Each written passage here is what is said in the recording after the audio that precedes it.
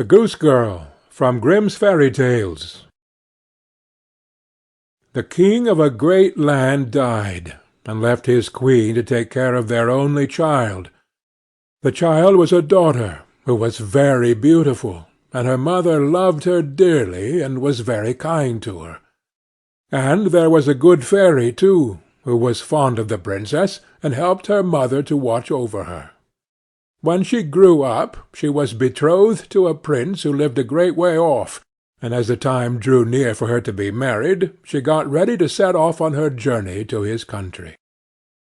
Then the queen her mother packed up a great many costly things, jewels and gold and silver, trinkets, fine dresses, and in short everything that became a royal bride. And she gave her a waiting-maid to ride with her, and give her into the bridegroom's hands, and each had a horse for the journey. Now the princess's horse was the fairy's gift, and it was called Falada, and could speak. When the time came for them to set out, the fairy went into her bedchamber, and took a little knife, and cut off a lock of her hair, and gave it to the princess, and said, "Take care of it, dear child, for it is a charm that may be of use to you on the road." Then they all took a sorrowful leave of the princess, and she put the lock of hair into her bosom, got upon her horse, and set off on her journey to her bridegroom's kingdom. One day, as they were riding along by a brook, the princess began to feel very thirsty, and she said to her maid, "Pray get down and fetch me some water in my golden cup out of yonder brook, for I want to drink." "Nay," said the maid, "if you are thirsty, get off yourself, and stoop down by the water and drink. I shall not be your waiting-maid any longer." And she was so thirsty that she got down and knelt over the little brook and drank. For she was frightened, and dared not bring out her golden cup. And she wept, and said, "Alas! what will become of me?" And the lock answered her, and said, "Alas, alas! if thy mother knew it, sadly, sadly would she rue it." But the princess was very gentle and meek, so she said nothing to her maid's ill behaviour, but got upon her horse again. Then all rode farther on their journey, till the day grew so warm, and the sun so scorching, that the bride began to feel very thirsty again, and at last, when they came to a river, she forgot her maid's rude speech, and said, "Pray get down, and fetch me some water to drink in my golden cup." But the maid answered her, and spoke even more haughtily than before, "Drink if you will, but I shall not be your waiting-maid." Then the princess was so thirsty that she got off her horse, and lay down, and held her head over the running stream, and cried, and said, "What will become of me?" And the lock of hair answered her again, "Alas, alas! if thy mother knew it, sadly, sadly would she rue it." And as she leaned down to drink, the lock of hair fell from her bosom, and floated away with the water. Now she was so frightened that she did not see it, but her maid saw it, and was very glad, for she knew the charm, and she saw that the poor bride would be in her power now that she had lost the hair. So when the bride had done drinking, and would have got upon Falada again, the maid said, "I shall ride upon Falada, and you may have my horse instead." So she was forced to give up her horse, and soon afterwards to take off her royal clothes, and put on her maid's shabby ones. At last, as they drew near the end of their journey, this treacherous servant threatened to kill her mistress if she ever told any one what had happened. But Falada saw it all, and marked it well. Then the waiting-maid got upon Falada, and the real bride rode upon the other horse, and they went on in this way till at last they came to the royal court. There was great joy at their coming, and the prince flew to meet them, and lifted the maid from her horse, thinking she was the one who was to be his wife, and she was led upstairs to the royal chamber, but the true princess was told to stay in the court below.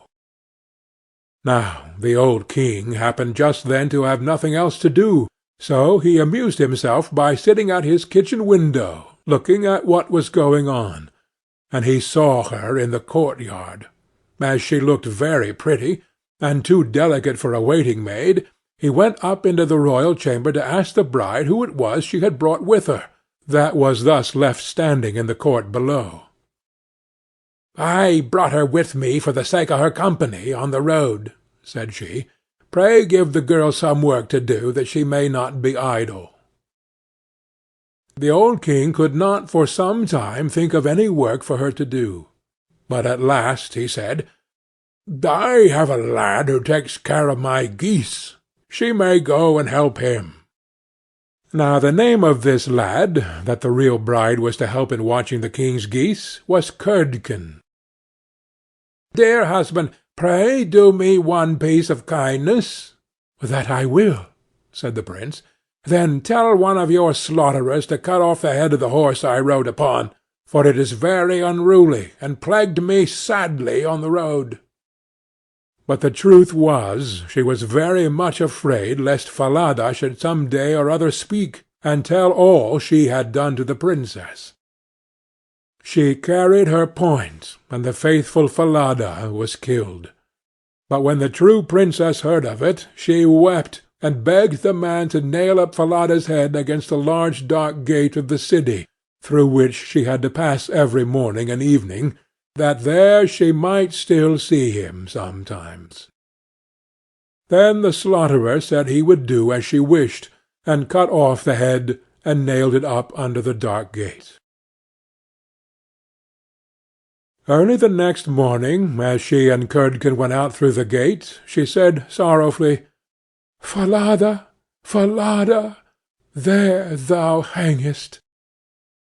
And the head answered, "Bride, bride, there thou gangest. Alas, alas, if thy mother knew it, sadly, sadly would she rue it."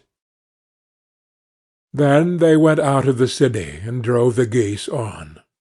And when she came to the meadow, she sat down upon a bank there, and let down her waving locks of hair, which were all of pure silver. And when Curdken saw it glitter in the sun, he ran up and would have pulled some of the locks out, but she cried, "Blow, breezes, blow!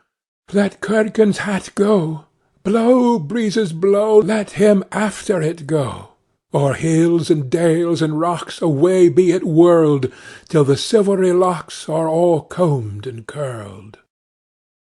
Then there came a wind so strong that it blew off Curdken's hat, and away it flew over the hills, and he was forced to turn and run after it, till by the time he came back she had done combing and curling her hair, and put it up again safe. Then he was very angry and sulky, and would not speak to her at all. But they watched the geese until it grew dark in the evening, and then drove them homewards. The next morning, as they were going through the dark gate, the poor girl looked up at Falada's head, and cried, "Falada, Falada, there thou hangest." And the head answered, "Bride, bride, there thou gangest. Alas, alas, if thy mother knew it, sadly, sadly would she rue it."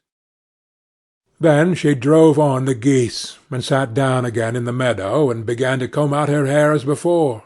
And Curdken ran up to her, and wanted to take hold of it, but she cried out quickly, "Blow, breezes, blow! Let Curdken's hat go! Blow, breezes, blow! Let him after it go! O'er hills and dales and rocks away be it whirled, till the silvery locks are all combed and curled." Then the wind came and blew away his hat. Then off it flew a great way, over the hills and far away, so that he had to run after it, and when he came back she had bound up her hair again, and all was safe. So they watched the geese till it grew dark. In the evening, after they came home, Curdken went to the old king and said, "I cannot have that strange girl to help me to keep the geese any longer." "Why?" said the king. "Because, instead of doing any good, she does nothing but tease me all day long." Then the king made him tell him what had happened, and Curdken said, "When we go in the morning through the dark gate with our flock of geese, she cries and talks with the head of a horse that hangs upon the wall, and says, 'Falada, Falada, there thou hangest,' and the head answers, 'Bride, bride, there thou gangest, alas, alas, if thy mother knew it, sadly, sadly would she rue it.'" And Curdken went on telling the king what had happened upon the meadow where the geese fed, how his hat was blown away, and how he was forced to run after it, and to leave his flock of geese to themselves. But the old king told the boy to go out again the next day, and when morning came he placed himself behind the dark gate, and heard how she spoke to Falada, and how Falada answered. Then he went into the field, and hid himself in the bush by the meadow's side, and he soon saw with his own eyes how they drove that flock of geese, and how, after a little time, she let down her hair that glittered in the sun. And then he heard her say, "Blow, breezes, blow, let Curdken's hat go. Blow, breezes, blow, let him after it go. O'er hills, dales, and rocks, away be it whirled, till the silvery locks are all combed and curled." And soon came a gale of wind, and carried away Curdken's hat, and away went Curdken after it, while the girl went on combing and curling her hair. All this the old king saw. So he went home without being seen, and when the little goose girl came back in the evening he called her aside and asked her why she did so. But she burst into tears, and said, "That I must not tell you, or any man, or I shall lose my life." But the old king begged so hard that she had no peace till she had told him all the tale, from beginning to end, word for word. And it was very lucky for her that she did so, for when she had done, the king ordered royal clothes to be put upon her, and gazed on her with wonder, she was so beautiful. Then he called his son, and told him that he had only a false bride, for that she was merely a waiting-maid, while the true bride stood by. And the young man rejoiced when he saw her beauty, and heard how meek and patient she had been. And without saying anything to the false bride, the king ordered a great feast to be got ready for all his court. The bridegroom sat at the top, with the false princess on one side, and the true one on the other. But nobody knew her again, for her beauty was quite dazzling to their eyes, and she did not seem at all like the little goose girl, now that she had her brilliant dress on. When they had eaten and drank, and were very merry, the old king said he would tell them a tale. So he began, and told all the story of the princess, as if it was one that he had once heard, and he asked the true waiting-maid what she thought ought to be done to any one who would behave thus. "Nothing better," said this false bride, "than that she would be thrown into the cask stuck round with sharp nails, and that 2 white horses should be put to it, and should drag it from street to street till she was dead." "Thou art she," said the old king, "and as thou hast judged thyself, so shall it be done to thee." And the young king was then married to his true wife, and they reigned over the kingdom in peace and happiness all their lives, and the good fairy came to see them, and restored the faithful Falada to life again. End of The Goose Girl.